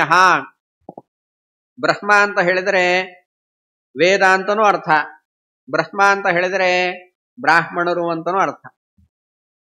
ಆ ವೇದದಲ್ಲಿ ಬ್ರಾಹ್ಮಣರಲ್ಲಿ ತುಂಬಾ ಸಾಧುವಾಗಿದ್ದಾನಂತೆ ಪರಮಾತ್ಮ, ತುಂಬಾ ಸಾಧುವಾಗಿದ್ದಾನಂತೆ. ಅಂದ್ರೆ ಬ್ರಾಹ್ಮಣರಿಗೆ ಹಿತವನ್ನ, ಬ್ರಾಹ್ಮಣರಿಗೆ ಒಳ್ಳೇದಾಗಲಿ ಅಂತ ಪರಮಾತ್ಮ ತುಂಬಾ ಸಜ್ಜನಿಕೆಯಿಂದ ಇದ್ದಾನಂತೆ. ಅಂತಹ ಬ್ರಹ್ಮಣ್ಯ ದೇವ ನೀನು ಅಂತ. ಮತ್ತು ಗೋಬ್ರಾಹ್ಮಣ ಹಿತಾಯಚ, ಇದಕ್ಕೆ ಇನ್ನೊಂದು ಅರ್ಥನೂ ಮಾಡಬಹುದು, ನಮೋ ಅಬ್ರಹ್ಮಣ್ಯ ದೇವಾಯ ಅಂತ. ಅಬ್ರಹ್ಮಣ್ಯ ಅಂತ ಹೇಳಿದರೆ ಯಾರು ಬ್ರಾಹ್ಮಣರಲ್ಲಿ ಸಾಧುವಾಗಿಲ್ಲವೋ, ಅಬ್ರಹ್ಮಣ್ಯರು ಅಂತ ಹೇಳಿದರೆ ಬ್ರಾಹ್ಮಣರಲ್ಲಿ ಸಾಧು ಅಲ್ಲದೇ ಇರುವಂಥವ್ರು. ಅಂದ್ರೆ ಯಾರು ಬ್ರಾಹ್ಮಣರನ್ನ ಪೀಡಿಸ್ತಾರೋ ಅವರಿಗೆ ದೇವ. ದೇವ ಅಂತ ಹೇಳಿದ್ರೆ ಅಲ್ಲಿ ಕ್ರೀಡಾ ಅಂತ ಅರ್ಥ, ಅವರನ್ನ ಆಟ ಆಡಿಸ್ತಾನಂತ. ಅಂಥವರನ್ನ ಆಟ ಆಡಿಸ್ತಾನಂತ. ಇಲ್ಲ ಆಡಿಸ್ತಾನೋ ಬೇರೆ ಕಡೆ ಆಡಿಸ್ತಾನೋ, ಒಟ್ಟು ಯಾವಾಗಲೂ ಒಮ್ಮೆ ಆಡಿಸ್ತಾನೆ. ಹಾಗೆ ಪೀಡೆಯನ್ನ ಪರಮಾತ್ಮ ಯಾರು ಕೊಟ್ಟಿರ್ತಾರೋ ಬ್ರಾಹ್ಮಣರಿಗೆ ಅವರನ್ನ ಶಿಕ್ಷಿಸ್ತಾನಂತೆ. ಅಬ್ರಹ್ಮಣ್ಯ ದೇವಾಯ, ಅವರನ್ನ ಆಟ ಆಡಿಸುವಂಥವನಾಗಿದ್ದಾನೆ. ಗೋಬ್ರಾಹ್ಮಣ ಹಿತಾಯಚ, ಗೋವಿಗಳಿಗೂ ಮತ್ತು ಬ್ರಾಹ್ಮಣರಿಗೂ ಹಿತವನ್ನ ಉಂಟು ಮಾಡುವಂಥವನಾಗಿದ್ದಾನೆ. ಮುಂದೆ ಮತ್ತೆ ಜಗದ್ಹಿತಾಯ ಅಂತ, ಇಡೀ ಜಗತ್ತಿಗೆ ಹಿತವನ್ನು ಕೊಡುವಂಥವನು ಅಂತ ಹೇಳ್ತಾ ಇದ್ದಾನೆ. ಅಲ್ಲ, ಗೋಬ್ರಾಹ್ಮಣರಿಗೂ ಹಿತವನ್ನು ಉಂಟು ಮಾಡ್ತಾನೆ, ಜಗತ್ತಿಗೂ ಹಿತವನ್ನು ಉಂಟು ಮಾಡ್ತಾನೆ. ಸ್ವಲ್ಪ ಏನಾದ್ರೂ ವ್ಯತ್ಯಾಸ ಬೇಕಿತ್ತಲ್ಲ ಅಂದ್ರೆ ಗೋಬ್ರಾಹ್ಮಣ ಹಿತಾಯ ಅಂತ ಮಾಡ್ಬೇಕು. ಅವಾಗ ಗೋವುಗಳು, ಬ್ರಾಹ್ಮ ಅಂತ ಹೇಳಿದ್ರೆ ಬ್ರಹ್ಮ ಅಂದ್ರೆ ವೇದ, ವೇದ ಹೇಳಿದ ಕರ್ಮವನ್ನ ಮಾಡುವಂಥವರು ಬ್ರಾಹ್ಮರು ಅಂದ್ರೆ ಬ್ರಾಹ್ಮಣರು. ಆ ಗೋ ಮತ್ತು ಬ್ರಾಹ್ಮ ಅವರಿಗೆ ನ ಅಂದ್ರೆ ಸುಖ ಅಂತ ಅರ್ಥ. ಸುಖವನ್ನೂ ಕೊಡ್ತಾನೆ, ಹಿತವನ್ನು ಉಂಟು ಮಾಡ್ತಾನೆ ಅಂತ ಅರ್ಥ. ಜಗತ್ತಿಗೆ ಹಿತವನ್ನು ಉಂಟು ಮಾಡ್ತಾನೆ. ಇಡೀ ಜಗತ್ತಿಗೆ ಹಿತವನ್ನ ಉಂಟು ಮಾಡೋದು ಅಂತ ಹೇಳಿದರೆ ಅವಾಗ ದುಷ್ಟರನ್ನ ಸಂಹಾರ ಮಾಡ್ತಾನೆ, ಶಿಷ್ಟರನ್ನ ರಕ್ಷಣೆ ಮಾಡ್ತಾನೆ ಅಂತಾನೆ ಅರ್ಥ. ಇಲ್ಲದೆ ಹೋದ್ರೆ ಜಗತ್ತಿಗೆ ಹಿತ ಎಂಬುವಂತಹದ್ದು ಆಗ್ಲಿಕ್ಕೆ ಸಾಧ್ಯ ಇಲ್ಲ. ಹಾಗೆ ಗೋವಿಗಳಿಗೆ ಬ್ರಾಹ್ಮಣರಿಗೆ ಆಗಬೇಕಾದ್ರೆ ಸುಖವನ್ನು ಕೊಡ್ತಾನೆ, ಹಿತವನ್ನು ಕೊಡ್ತಾನೆ. ಜಗತ್ತಿಗೆ ಯಾರು ದುಷ್ಟರಿದ್ದಾರೋ ಅವರನ್ನು ಸಂಹಾರ ಮಾಡಿ ಸಜ್ಜನರಿಗೆ ಹಿತವನ್ನ ಉಂಟು ಮಾಡ್ತಾನಂತ. ಹಾಗಾಗಿ ಈ ಎಲ್ಲ ರಹಸ್ಯ ಇದೆಲ್ಲ ಬೇರೆಯವರಿಗೆ ಗೊತ್ತಾಗ್ಲಿಕ್ಕೆ ಬಿಡಬಾರ್ದಂತಷ್ಟೆಲ್ಲ. ಇವರಿಗೆ ಈ ಹಿರಣ್ಯಕಶಿಪು ಮೊದಲಾದವರಿಗೆಲ್ಲ ಚೆನ್ನಾಗಿ ವೇದ ಇವೆಲ್ಲ ಓದಿದ್ದಾರಾದ್ದರಿಂದ ಅವರಿಗೆ ಇವೆಲ್ಲ ರಹಸ್ಯ ಗೊತ್ತಿತ್ತಂತೆ. ಹಾಗಾಗಿ ಅವ್ರೇನ್ ಮಾಡ್ತಾ ಇದ್ರು ಅಂತ ಹೇಳಿದ್ರೆ ದೇವರನ್ನ ವಿರೋಧ ಮಾಡಬೇಕು, ಪರಮಾತ್ಮನನ್ನ ಹೊಡಿಬೇಕು. ಪರಮಾತ್ಮನನ್ನು ಹೊಡಿಬೇಕು ಅಂದ್ರೆ ಸಿಗಲ್ಲ ಪರಮಾತ್ಮ. ಹಾಗಾದ್ರೆ ಏನ್ ಮಾಡೋಣ, ವಿಷ್ಣು ದ್ವಿಜಕ್ರಿಯಾ ಮೂಲಹ ಅಂತ ಅಂದ್ಕೊಂಡ ಅಂತವನು, ಹಿರಣ್ಯಕಶಿಪು ಅಂದ್ಕೊಂಡ ಅಂತ. ಈ ಬ್ರಾಹ್ಮಣರು ಯಾವಾಗಲೂ ದೇವರಿಗೆ ಆಹುತಿಯನ್ನು ಕೊಡ್ತಾ ಇರ್ತಾರೆ. ಕೊಟ್ಟು ಈ ಬ್ರಾಹ್ಮಣರು ಕೊಟ್ಟ ಆಹುತಿ ತಿಂದು ತಿಂದು ಈ ವಿಷ್ಣುವಿಗೆ ಭಾರಿ ಶಕ್ತಿ ಬಂದ್ಬಿಟ್ಟಿದೆ. ಹಾಗಾಗಿ ಈ ಬ್ರಾಹ್ಮಣರನ್ನೇ ಹೊಡೆದು ಬಿಟ್ರೆ ಅವಾಗ ಪರಮಾತ್ಮ ದುರ್ಬಲನಾಗ್ಬಿಡ್ತಾನೆ. ಪರಮಾತ್ಮ ದುರ್ಬಲನಾದ ಅಂತ ಹೇಳಿದ್ರೆ ಅವಾಗ ಎಲ್ಲ ದೇವತೆಗಳು ದುರ್ಬಲರಾಗ್ಬಿಡ್ತಾರೆ. ಅವಾಗ ಇಡೀ ಲೋಕ ನನ್ನ ವಶಕ್ಕೆ ಸಿಗುತ್ತೆ ಅಂತ ಗೊತ್ತಾಯ್ತಂತವನಿಗೆ. ಎಲ್ಲ ಅಜ್ಞಾನ ಒಂದು, ನಾವು ಕೊಡುವ ಆಹುತಿಯಿಂದ ದೇವರಿಗೆ ಶಕ್ತಿ ಬರೋದೇನು? ದೇವರಿಂದಲೇ ಎಲ್ಲರಿಗೂ ಶಕ್ತಿ. ಆದ್ರೆ ಹಾಗೆ ಮೂರ್ಖರಿಗೆ ಕೆಲವೊಬ್ಬರಿಗೆ ಹಾಗೆ ಅನಿಸುತ್ತಂತೆ. ದೇವರಿಗೆ ತುಂಬಾ ಪ್ರೀತಿ ಪಾತ್ರರಾದವರು ಇವರು, ಹಾಗಾಗಿ ಇವರನ್ನು ಮುಗಿಸ್ಬಿಡೋಣ ಅಂತ ಅಂದ್ಕೊಂಡಾನ. ಈಗಿನ ಹಿರಣ್ಯಕಶಿಪಗಳಿಗೆ ಹೇಗೆ ಗೊತ್ತಾಯ್ತೋ ಗೊತ್ತಿಲ್ಲ. ಒಟ್ಟು ಅವರು ಈಗಲೂ ಕೆಲವೊಬ್ರು ಹಾಗೆ ತಿಳ್ಕೊಂಡು ಅದನ್ನ ಹಾಗೆ ಮಾಡ್ತಾ ಇದ್ದಾರೋ, ತಿಳಿದೇ ಮಾಡ್ತಾ ಇದ್ದಾರೋ. ಕೆಲವೊಬ್ರು ದುಷ್ಟರ ಸ್ವಭಾವ ಹಾಗಿರುತ್ತಂತೆ. ಮೊದಲು ಗೋವುಗಳಿಗೆ ಹಿಂಸೆ ಕೊಡಬೇಕು, ಬ್ರಾಹ್ಮಣರಿಗೆ ಹಿಂಸೆ ಕೊಡಬೇಕು ಅಂತ ಹೊರಡ್ತಾರದು. ಯಾಕೆ? ಪರಮಾತ್ಮನ ದ್ವೇಷ ಮಾಡಬೇಕು ಅಂತ ಹೇಳಿದರೆ ಇವರನ್ನ ಬಿಡಿಸ್ಬೇಕು ಅಂತ ಹೋಗ್ತಾರೆ. ಹಾಗಿದ್ದರೂ ಪರಮಾತ್ಮ ಕೊನೆಗೆ ಗೋವಿಗಳಿಗೂ ಬ್ರಾಹ್ಮಣರಿಗೂ ಹಿತವನ್ನೇ ಕೊಡ್ತಾನಂತೆ. ಅವರಿಗೆಲ್ಲ ಹಿತವನ್ನ ಉಂಟು ಮಾಡ್ತಾನೆ. ಜಗದ್ಹಿತಾಯ, ಜಗತ್ತಿಗೂ ಹಿತವನ್ನ ಪರಮಾತ್ಮ ಉಂಟು ಮಾಡ್ತಾನೆ. ಅಂತಹ ಕೃಷ್ಣ ಇನ್ನು ಕೃಷ್ಣಾವತಾರ ಆಗಿಲ್ಲ, ಆದರೂ ಅದು ಯಾವಾಗಲೂ ಇರುವಂತಹ ರೂಪನೇ. ಹಾಗಾಗಿ ಕೃಷ್ಣಾಯ ಅಂತ ಹೇಳ್ತಾ ಇದ್ದಾರೆ. ಗೋವಿಂದಾಯ ನಮೋ ನಮಃ. ಗೋವಿಂದ ಅಂತ ಹೇಳಿದ್ರೆ ಗಾಂ ವಿಂದತೆ ಇತಿ ಗೋವಿಂದ, ಗಾಂ ವಿಂದತೀತಿ ಗೋವಿಂದ. ಗೋ ಅಂತ ಹೇಳಿದ್ರೆ ಭೂಮಿ ಅಂತ ಅರ್ಥ, ಆ ಭೂಮಿಯನ್ನ ಪಡೆದವನು ಅಂತ ಅರ್ಥ. ಆದ್ರಿಂದ ಗೋವಿಂದ ವಾಮನ ರೂಪದಿಂದ ಇಡೀ ಭೂಮಿಯನ್ನ ಪಡೆದಿದ್ದಾನಾದ್ದರಿಂದ ಗೋವಿಂದ ಅಂತ ಕರೆಸ್ಕೊಂಡಾನೆ. ಅಥವಾ ಗಾಮ್ ಅಂತ ಹೇಳಿದ್ರೆ ವೇದಗಳು, ಆ ವೇದಗಳನ್ನ ಹೊಂದಿದ್ದಾನೆ ಅಂತ, ಇಡೀ ವೇದಗಳಿಂದ ಪ್ರತಿಪಾದ್ಯನಾಗಿದ್ದಾನೆ. ಇದು ಇಂದ್ರದೇವರು ಪರಮಾತ್ಮನಿಗಿಟ್ಟ ಹೆಸರು. ಮೊದಲೇ ಇದೆ ಈ ಹೆಸರು. ಅದನ್ನ ಲೋಕದಲ್ಲಿ ಪ್ರಸಿದ್ಧಿ ಬರುವಂತೆ ಇಂದ್ರದೇವರು ಗೋವರ್ಧನ ಪರ್ವತವನ್ನ ಎತ್ತಿ ಪರಮಾತ್ಮ ಎಲ್ಲರನ್ನ ರಕ್ಷಣೆ ಮಾಡಿದಾಗ ಇಂದ್ರದೇವರ ಆಮೇಲೆ ಬಂದು ಆ ಕ್ಷೀರಾಭಿಷೇಕವನ್ನ ಮಾಡಿ ಪರಮಾತ್ಮನಿಗೆ ಗೋವಿಂದ ಅಂತ ನಾಮಕರಣ ಮಾಡಿದ್ರು ಅಂತ ಹೇಳ್ತಾರೆ. ಹಾಗೆ ಪರಮಾತ್ಮ ಎಲ್ಲಾ ವೇದಗಳಿಂದ ಪ್ರತಿಪಾದ್ಯನಾಗಿದ್ದಾನೆ. ಇಂತಹ ಗೋವಿಂದನಿಗೆ ನಮೋ ನಮಃ ಅಂತ ನಮಸ್ಕಾರವನ್ನ ಮಾಡಿದ್ರಂತ. ಈ ನಮಸ್ಕಾರ ದೇವರಿಗೆ ತುಂಬಾ ಇಷ್ಟ ಆಯ್ತಂತ. ಈ ತರ ಸ್ತೋತ್ರ ಮಾಡಿದಾಗ ದೇವತೆಗಳಿಗೆ ಕೂಡ್ಲೆ ಪ್ರತ್ಯಕ್ಷನಾದ ಅಂತ. ಅಲ್ಲಿವರೆಗೂ ಕಾಣಿಸ್ತಾ ಇರಲಿಲ್ಲ ಪರಮಾತ್ಮ. ಏವಂ ದೇವಸ್ತುತಿಂ ಶ್ರುತ್ವಾ, ಈ ಸ್ತುತಿಯನ್ನ ಕೇಳಿ ಪ್ರತ್ಯಕ್ಷತಾಮಗಾತ್ತೇಷಾಂ, ಅವರಿಗೆ ಶಂಖಚಕ್ರ ಗದಾಧರ, ಶಂಖಚಕ್ರ ಗದಾಧಾರಿಯಾದ ಪರಮಾತ್ಮ ಕಾಣಿಸಿಕೊಂಡಿದ್ದಾನೆ. ಕಾಣಿಸಿಕೊಂಡು ಶ್ರೀ ಭಗವಾನುವಾಚ, ಪರಮಾತ್ಮ ಹೇಳ್ತಾ ಇದ್ದಾನಂತ, ಅಲ್ಲ ಯಾಕೆ ಹೆದರಿದ್ದೀರಿ? ಮೃಕಂಡುವನ್ನು ನೋಡಿ ಹೆದರಿದ್ದೀರಿ. ಯಾಕೆ ಹಾಗೆ ನಿಮ್ಗೆ ಆ ಭಾವನೆ ಬಂತು? ಯಾಕೆ ಅಂದ್ರೆ ಸಜ್ಜನರು ಭಾರಿ ಸಂಪತ್ತು ಬರಲಿ, ಭಾರಿ ಆಪತ್ತು ಬರಲಿ, ಏನಾದ್ರೂ ಕೂಡ ಸರ್ವಥಾನ್ಯಂನ ಬಾಧಂತೆ.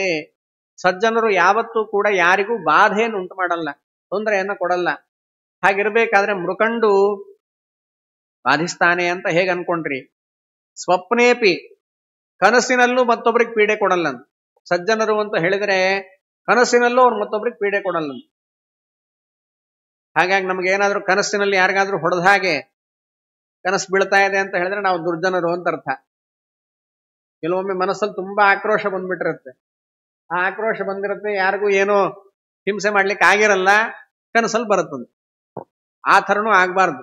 ಸಜ್ಜನರು ಅಂತ ಹೇಳಿದ್ರೆ ಕನಸಲ್ಲೂ ಮತ್ತೊಬ್ಬರಿಗೆ ಹೊಡೆದ ಹಾಗೆ, ಮತ್ತೊಬ್ಬರಿಗೆ ಹಿಂಸೆ ಕೊಟ್ಟ ಹಾಗೆ ಅದು ಕನಸಲ್ಲೂ ಬರಬಾರ್ದಂತ.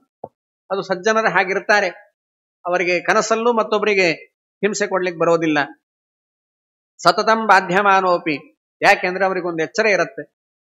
ನಮ್ಮನ್ನ ಪೀಡಿಸ್ತಾ ಇರುವಂತಹದ್ದು ಮತ್ಯಾವುದೋ ಅಲ್ಲ, ಯಾರೋ ವ್ಯಕ್ತಿಗಳಲ್ಲ, ಮತ್ತಿನ್ಯಾವುದು ಅಂದ್ರೆ ವಿಷಯ ಪದಾರ್ಥಗಳು. ನಮ್ಮನ್ನ ಹಿಂಸಿಸ್ತಾ ಇರುವಂತಹದ್ದು ವಿಷಯ ಪದಾರ್ಥಗಳು. ನಾನಾ ವಿಧವಾದ ವಿಷಯ ಪದಾರ್ಥಗಳ ಸಂಘದಿಂದ ನಾವು ಒದ್ದಾಡ್ತಾ ಇರಬೇಕಾದ್ರೆ ಅವುಗಳ ಒಟ್ಟಿಗೆ ಯುದ್ಧ ಮಾಡಬೇಕು. ನಾನು ವಿಷಯ ಪದಾರ್ಥಗಳನ್ನು ಬಿಡಬೇಕು, ನನಗೆ ಈ ವಿಷಯ ಪದಾರ್ಥಗಳು ಬೇಡ ಅಂತ ಅವುಗಳನ್ನ ದೂರ ತಳ್ಳಿಕ್ಕಾಗಿ ಯುದ್ಧವನ್ನು ಮಾಡಬೇಕು.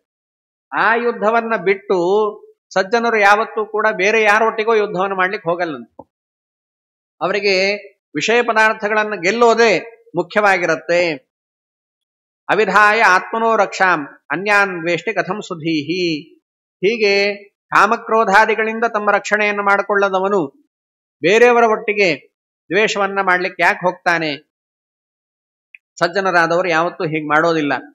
ಹಾಗಿದ್ದರೂ ಕೂಡ ನಿಮಗೇನೋ ಭಯ ಬಂದಿದೆ ಅಲ್ಲ, ಆ ಭಯವನ್ನು ನಾನು ಪರಿಹಾರ ಮಾಡುತ್ತೇನೆ.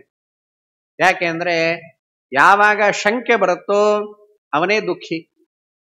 ಸಂದೇಹ ಬಂದ್ರೆ ಅವನು ದುಃಖದಲ್ಲಿದ್ದಾನೆ. ಸಂದೇಹ ಹೋಗಬೇಕು, ಅವಾಗಲೇ ಸುಖ. ಹಾಗಾಗಿ ನಾನು ಮಾತು ಕೊಡ್ತಾ ಇದ್ದೇನೆ, ಸ್ವಾಭಾವಿಕವಾಗಿ ಅವರೇನು ನಿಮಗೆ ಕಷ್ಟ ಕೊಡೋದಿಲ್ಲ. ಇನ್ನು ನಿಮ್ಮ ರಕ್ಷಣೆಯನ್ನು ನಾನು ಮಾಡ್ತೇನೆ, ದೇವತೆಗಳೇ ನಿಮ್ಮ ರಕ್ಷಣೆಯನ್ನು ನಾನು ಮಾಡ್ತೇನೆ. ಹಾಗಾಗಿ ಏನು ಯೋಚನೆ ಮಾಡಬೇಡ್ರಿ, ಸುಖವಾಗಿ ನಿಮ್ಮ ನಿಮ್ಮ ಲೋಕಕ್ಕೆ ನೀವು ಹೊರಡ್ರಿ ಅಂತ ಪರಮಾತ್ಮ ತಿಳಿಸಿ ಅದೃಶ್ಯನಾಗಿ ಮುಂದೆ ಮೃಕಂಡು ಋಷಿಗಳಿಗೆ ಪರಮಾತ್ಮ ಕಾಣಿಸಿಕೊಂಡಂತೆ. ಕಾಣಿಸಿಕೊಂಡಾಗ ಪರಮಾತ್ಮನ ರೂಪವನ್ನ ನೋಡಿ ಅಶ್ರುಭಿಹಿ ಕ್ಷಾಲಯಂತಸ್ಯ ಚರಣೌ ಹರ್ಷ ಸಂಭವೈಹಿ, ಕಣ್ಣೀರಿನಿಂದ ಸಾಷ್ಟಾಂಗ ನಮಸ್ಕಾರ ಮಾಡಿದ್ರಂತೆ. ಎಷ್ಟೋ ವರ್ಷಗಳ ತಪಸ್ಸು, ಆ ತಪಸ್ಸಿನಿಂದ ದೇವರು ಕಾಣಿಸಿಕೊಂಡಾಗ ಸಾಷ್ಟಾಂಗ ನಮಸ್ಕಾರ ಮಾಡಿದ್ದಾರೆ. ಕಣ್ಣಲ್ಲಿ ಆನಂದ ಬಾಷ್ಪ ಸುರಿತಾ ಇದೆ. ಆ ಕಣ್ಣೀರಿನಿಂದಲೇ ಪರಮಾತ್ಮನ ಪಾದವನ್ನು ತೊಳೆದ್ರಂತೆ. ಹಾಗೆ ಪರಮಾತ್ಮನ ಪಾದವನ್ನ ತೊಳೆದಾಗ ಪರಮಾತ್ಮ ಅವರನ್ನು ಎತ್ತಿಕೊಳ್ತಾ ಇದ್ದಾನಂತೆ. ಮೃಕಂಡುವನ್ನ ಎತ್ತಿ 4 ತೋಳುಗಳಿಂದ ತಬ್ಬಿಕೊಂಡಾನೆ. ಮೃಕಂಡು ಮುನಿಗಳನ್ನ ಪರಮಾತ್ಮ ತಬ್ಬಿಕೊಂಡು ಕೇಳ್ತಾ ಇದ್ದಾನೆ, ಏನ್ ಬೇಕು ಅಂತ ತಪಸ್ ಮಾಡಿದ್ವಿ, ಕೇಳು, ಏನ್ ಬೇಕು ಅದನ್ನು ಕೊಡ್ತೇನೆ ಅಂತ ಕೇಳಿದಾಗ ಮೃಕಂಡು ಋಷಿಗಳು ಹೇಳ್ತಾ ಇದ್ದಾರೆ, ಬ್ರಹ್ಮಾದ್ಯಾಯಂನ ಪಶ್ಯಂತಿ, ಬ್ರಹ್ಮಾದಿ ದೇವತೆಗಳು ನಿರಂತರವಾಗಿ ನಿನ್ನನ್ನ ಎಲ್ಲ ರೀತಿಯಿಂದ ನೋಡಬೇಕು ಅಂದ್ರೆ ಸಾಧ್ಯ ಇಲ್ಲ. ಸಾಕಲ್ಯೇನ, ಪೂರ್ಣವಾಗಿ ನಿನ್ನನ್ನ ನೋಡಬೇಕು ಅಂತ ಹೇಳಿದರೆ ಅವರಿಗೂ ಸಾಧ್ಯ ಇಲ್ಲ. ಅಷ್ಟು ದುರ್ಲಭವಾದ ರೂಪ ನಿನ್ನದು. ಅಂತಹ ರೂಪ ನನಗೆ ಕಾಣಿಸ್ತಲ್ಲ. ನಾನು ನಿನ್ನನ್ನು ನೋಡಿದ್ನಲ್ಲ, ಇದನ್ನು ನೋಡಿದ ಮೇಲೂ ಕೂಡ ಮತ್ತಿನ್ನೇನೋ ಬೇಕು ಅಂತ ನಾನು ಬಯಸಿದರೆ ಅದು ಹೇಗ್ ತಾನೇ ಫಲ ಆಗ್ಲಿಕ್ಕೆ ಸಾಧ್ಯ? ಹಾಗಾಗಿ ನನಗೇನು ಬೇಡ ಅಂತ ಹೇಳಿದಾಗ ಪರಮಾತ್ಮ ಹೇಳ್ತಾ ಇದ್ದಾನೆ, ಹೌದು ನಿನಗೇನು ಬೇಡ, ಆದರೆ ನನ್ನ ಭಕ್ತರೆಲ್ಲ ಒಂದು ಮಾತನ್ನು ಹೇಳ್ತಾ ಇದ್ದಾರೆ, ದೇವರನ್ನು ನೋಡಿದರೆ ಅವನಿಗೆ ಏನು ಫಲ ಬೇಕಾದ್ರೂ ಅದು ಸಿಕ್ಕಿಬಿಡುತ್ತೆ ಅಂತ ಹೇಳಿದ್ದಾರೆ. ಹಾಗಿರ್ಬೇಕಾದ್ರೆ ನನ್ನ ದರ್ಶನ ಆಯಿತು, ನಿನಗೆ ಫಲ ಸಿಗಲಿಲ್ಲ ಅಂತ ಹೇಳಿದರೆ ಅವಾಗ ನನ್ನ ದರ್ಶನ ಫಲಕಾರಿ ಅಂತ ಭಕ್ತರು ಹೇಳೋ ಮಾತು ಸುಳ್ಳಾಗತ್ತೆ. ಹಾಗಾಗಬಾರದು. ಅದಕ್ಕಾಗಿ ನಿನಗೆ ಫಲವನ್ನು ಕೊಡ್ತೇನೆ. ಅವ್ರು ಇನ್ನೊಂದು ಮಾತನ್ನು ಹೇಳ್ತಾರೆ, ವಿಷ್ಣು ಭಕ್ತ ಕುಟುಂಬಿ, ಪರಮಾತ್ಮ ಭಕ್ತರೇ ಕುಟುಂಬವಾಗಿ ಉಳ್ಳವನು ಅಂತನೂ ಭಕ್ತರು ಹೇಳ್ತಾರೆ. ಹಾಗಾಗಿ ನನಗೆ ನೀನು ಕುಟುಂಬ ಅಂತ ಆಗಬೇಕು ಅಂತ ಹೇಳಿದರೆ ಒಂದು ಕೆಲಸ ಮಾಡ್ತೇನೆ, ನಾನು ನಿನ್ನ ಮಗನಾಗಿ ಹುಡ್ತೇನೆ, ಅವಾಗ ನಾನು ನಿನ್ನ ಕುಟುಂಬದಲ್ಲಿ ಸೇರಿದವನಾಗ್ತೇನೆ ಅಂತ. ಅಲ್ಲ, ಮಗನಾಗಿ ಹುಟ್ಟಿದೆ ಅಂತ ಹೇಳಿದರೆ ಮಗನಿಗೂ ನಾನೇ ಸೇವೆ ಮಾಡಬೇಕಲ್ಲ. ಮತ್ತೆ ಈಗಂತೂ ಒಂದು ನಿಶ್ಚಯ, ಹಿಂದೆಲ್ಲ ಬೇರೆ ತರ ಇತ್ತೋ ಏನೋ, ಮಗನಿಗೆ ಇವ್ರು ಸೇವೆ ಮಾಡೋದಲ್ಲ, ಮಕ್ಕಳೇ ತಂದೆ ತಾಯಿ ಸೇವೆ ಮಾಡ್ತಾ ಇದ್ರು ಅಂತ ಹೇಳಿದರೆ ಅದಕ್ಕೆ ಪರಮಾತ್ಮ ಹೇಳ್ತಾ ಇದ್ದಾನೆ, ನಾನು ನಿನ್ನ ಕುಲದಲ್ಲಿ ಹುಟ್ಟಿದೆ ಅಂತ ಹೇಳಿದರೆ ಅವಾಗ ಮಮ ಜನ್ಮ ಕುಲೇ ಯಸ್ಯ ತತ್ಕುಲಂ ಮೋಕ್ಷಗಾಮಿ ವೈ, ಯಾವ ಕುಲದಲ್ಲಿ ನಾನು ಹುಟ್ಟಿದ್ದೇನೋ ಆ ಕುಲವೇ ಮೋಕ್ಷವನ್ನ ಹೊಂದುತ್ತೆ, ಅನಂತ ಸುಖವನ್ನ ಹೊಂದುತ್ತೆ. ಹಾಗಾಗಿ ನನ್ನ ಜನ್ಮ ಅನ್ನೋದು ಅದು ತುಂಬಾ ಸಾರ್ಥಕವಾದದ್ದು ಅಂತ ಪರಮಾತ್ಮ ಹೇಳ್ತಾ ಇದ್ದಾನೆ. ಇಲ್ಲಿ ಜನ್ಮ ಅಂತ ಹೇಳಿದ್ರೆ ಮೃಕಂಡ ಋಷಿಗಳ ಮಗನಾಗಿ ಹುಟ್ಟಿದ ಅಂತ ಹೇಳಿದ್ರೆ ಮಾರ್ಕಂಡೇಯರು ಹುಟ್ಟಿದ್ದಂತೆ. ಆ ಮಾರ್ಕಂಡೇಯರಲ್ಲಿ ಅದನ್ನು ಹೇಳ್ತಾರೆ ಮುಂದೆ, ಹರಿತೇಜವಂಶ ಸಂಭವಂ ಅಂತ. ಪರಮಾತ್ಮನ ವಿಶೇಷ ಸನ್ನಿಧಾನ ಅಂತ.